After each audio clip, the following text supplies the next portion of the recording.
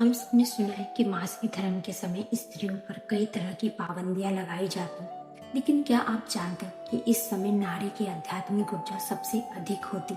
ये कोई बोझ नहीं बल्कि प्रकृति द्वारा दिया गया एक विशेष वरदान है। आज हम समझेंगे कि मासिक धर्म के दौरान महिलाओं के भीतर कैसे अद्भुत ऊर्जा जागृत होती है और विज्ञान तथा प्राचीन ज्ञान कैसे इस रहस्य को समझते हैं। ये एक ऐसा विषय है जो हर महिला को महसूस कराता है कि वह इस अवस्था में कितनी शक्तिशाली है। स्त्रियों का मासिक चक्र लगभग 28 दिन का होता है और यही समय चंद्रमा के चक्र से भी मेल खाता है। शायद यही कारण है कि प्राचीन सभ्यता में महिलाओं को चंद्रमा की बेटियां कहा गया है। विज्ञान भी मानता है कि इस समय महिलाओं का शरीर स्वयं को शुद्ध और नया करने की प्रक्रिया से गुजरता है। इसी वजह से उनके अंतर ज्ञान की शक्ति और भीतर की समझ और भी गहरी हो जाती है। कई बार महिला महसूस करती है कि इस समय उनकी संवेदनशीलता और रचनात्मक शक्ति बढ़ जाती है। ये कोई संयोग नहीं है बल्कि प्राकृतिक ऊर्जा का प्रभाव है। आध्यात्मिक दृष्टि से देखा जाए तो इस समय महिला का मन बाहर की दुनिया से हटकर भीतर की ओर मुड़ जाता है। यही कारण है कि ध्यान, प्रार्थना या आत्मचिंतन इस समय और भी प्रभावशाली हो जाते हैं। वेद और तंत्र शास्त्र में नारी को शक्ति का रूप माना गया और मासिक धर्म को उसके भीतर की शक्ति का शुद्धिकरण का माना गया। कई प्राचीन संस्कृतियों में इस समय महिलाओं को विश्राम और सम्मान दिया जाता था ताकि वे अपनी ऊर्जा को और गहराई से अनुभव कर सके। अगर कोई महिला इस समय ध्यान करे या अपने विचारों को लिखे तो उसे अपने भीतर की रचनात्मकता और हीलिंग एनर्जी का अनुभव जरूर कराती है। ये समय शरीर के लिए नहीं बल्कि मन और आत्मा के लिए एक प्राकृतिक रिसेट बटन की तरह काम करता है।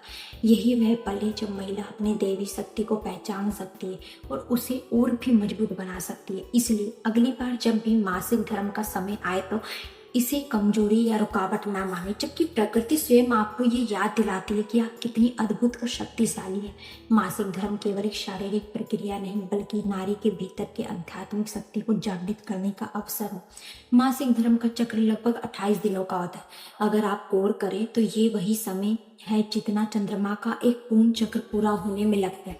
यही कारण है कि स्त्रियों को चंद्रमा से जोड़ा जाता है। भारत ही नहीं बल्कि मिस्र और अन्य कई सभ्यताओं में महिलाओं को चंद्रमा की बेटियां कहा जाता था। उनका मानना था कि जिस तरह चंद्रमा घटता और बढ़ता है इसी तरह स्त्री का शरीर भी प्रकृति के इस लय को दोहराता है। विज्ञान भी इस रहस्य को मान्यता देता है। जब महिला का मासिक धर्म शुरू होता है तब शरीर अपने आप शुद्ध और नया करने की प्रक्रिया में प्रवेश करता है। यह केवल शारीरिक बदलाव नहीं बल्कि मानसिक और भावनात्मक स्तर पर भी गहरा प्रभाव डालता है। इस समय शरीर टॉक्सिन्स को बाहर निकालता है और नई ऊर्जा ग्रहण करने के लिए तैयार होता है। इसी कारण कई महिलाएं महसूस करती है कि इस समय उनकी संवेदनशीलता बढ़ जाती है। छोटी छोटी चीज भी गहराई से महसूस होने लगती है। वास्तव में ये कोई कमजोरी नहीं बल्कि हाइटेंड अवेयरनेस है। यानी इस समय उनकी अंतर ज्ञान शक्ति और भीतर की समझ पहले से अधिक तीव्र हो जाती है। यही वजह है कि कई बार महिलाएं इस समय अधिक रचनात्मक होती है, नए विचार सोचती है और भीतर की आवाज को साफ सुन पाती है। अगर हम इस प्रकृति के साथ जोड़कर देखें तो ये एकदम स्पष्ट हो जाता है कि जिस तरह चंद्रमा का प्रकाश अंधकार को हटाकर रोशनी को फैलाता है, इसी तरह मासिक धर्म के दौरान महिला का शरीर अपने भीतर का बोझ उतार कर एक नई ऊर्जा को जन्म देता है। यही कारण है कि चंद्रमा और स्त्री का संबंध हमेशा से रहस्यमय और पवित्र माना गया। नारी को हमेशा शक्ति के रूप में शास्त्रों में वर्णित किया गया। देवी शब्द ही इस बात का प्रतीक है कि स्त्री के भीतर में ऊर्जा जो सृष्टि को जन्म देती है और उसे संभालती है। मासिक धर्म के समय ये ऊर्जा एक विशेष रूप से सक्रिय होती है। पूरी दुनिया से हटकर महिला का मन और चेतना भीतर की ओर केंद्रित हो जाता है। यही कारण है कि इस समय अगर कोई महिला ध्यान करती है, प्रार्थना करती है या बस अपने आप से जुड़कर कुछ क्षण शांति से बैठती है तो उसका प्रभाव साधारण दिनों से कहीं अधिक गहरा होता है। जैसे शरीर अपनी सफाई और नवीकरण कर रहा होता है वैसे ही आत्मा भी एक नई स्तर पर जागरूक हो रही होती है। ये फोकस महिलाओं को अपनी सच्ची शक्ति और अपनी इनर वॉइस को और साफ महसूस करने का अवसर देती है। प्राचीन समय में अलग अलग सभ्यताओं में इस रहस्य को समझा जाता था। भारत में नारी को देवी का स्वरूप मान कर हमेशा आदर दिया गया है। जब स्त्री अपने मासिक धर्म के समय विश्राम करती थी तो परिवार और समाज उन्हें सहारा देता था ताकि वह अपनी ऊर्जा को बेहतर महसूस कर सके। ये केवल आराम के लिए नहीं था बल्कि इसलिए भी था क्योंकि माना जाता था कि उस समय नारी की आध्यात्मिक शक्ति सबसे अधिक सक्रिय होती है। मिस्र और कई अन्य संस्कृतियों में भी ये माना जाता था कि महिलाएं जब मासिक चक्र में होती है तो वे प्रकृति के सबसे गहरे रहस्य से जुड़ सकती है। उसे रेस्ट और उन्नर देना एक परंपरा थी क्योंकि उनकी उपस्थिति उसे विशेष रूप से पवित्र मानी जाती थी। इस अवस्था में महिलाएं केवल शारीरिक रूप से नहीं बल्कि आध्यात्मिक रूप से भी सबसे संवेदनशील और जागरूक होती थी। ये समय किसी कमजोरी का प्रतीक नहीं बल्कि नारी के भीतर छुपी दैवी शक्ति के प्रकट होने का है।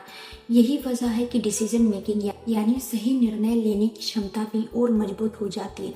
और अगर हम महिला इस समय अपने भीतर की आवाज को सुनना सीखे तो वे अपनी जिंदगी के लिए बहुत ही सशक्त और सकारात्मक फैसला ले सकती हैं। इस दौरान अगर मेडिटेशन किया जाए तो उसका प्रभाव और गहरा होता है क्योंकि मन भीतर की ओर केंद्रित होता है। इसलिए ध्यान करना या बस कुछ देर शांति से बैठना, अपने विचारों को लिखना इस समय बहुत लाभकारी होता है। कागज पर लिखे हुए विचार न सिर्फ मन को हल्का करते हैं बल्कि भविष्य के लिए क्लैरिटी भी देते हैं।